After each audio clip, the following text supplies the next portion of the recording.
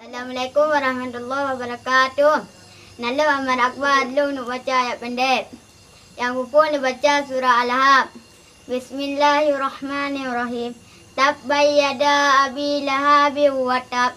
Ma akna anhu maluhu wa ma kasab. Sayasla naran zatal hab. Wa mra'atuhu hammalatal hatab. Fi jidiha hablum min masad. Yang kedua dalam surah Al-Fil. Bismillahirrahmanirrahim. Alam tara kaifa fa'ala rabbuka bi ashabil fil. Alam yaj'al kaidahum fi tadlir. Wa arsala alaihim tayral ababil.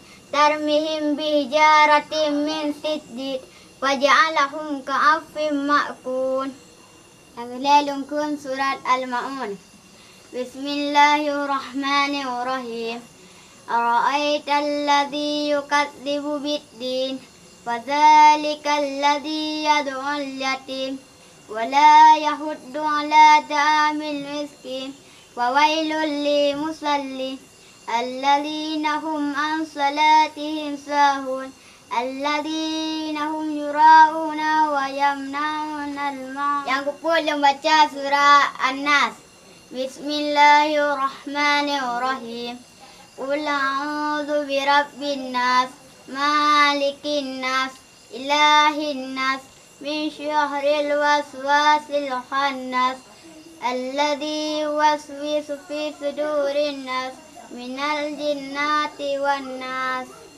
Yang kedua, membaca surat Al-Takasur. Bismillahirrahmanirrahim. Alhaakumut takasur hatta zultumul makabir. Kalla sawfa ta'lamun, summa kalla law ta'lamun, kalla law ta'lamuna ilmal yaqin, latarawunnal jahim, summa latarawunnaha aynal yaqin, summa latus'alunna yawma idin anin na'im. Sadaqallahul azim. Terima kasih kerana nonton video. Terima kasih kerana nonton video lo. Karena lo mantap warna, salah nomor lo mantap. Sekian. Assalamualaikum warahmatullahi wabarakatuh.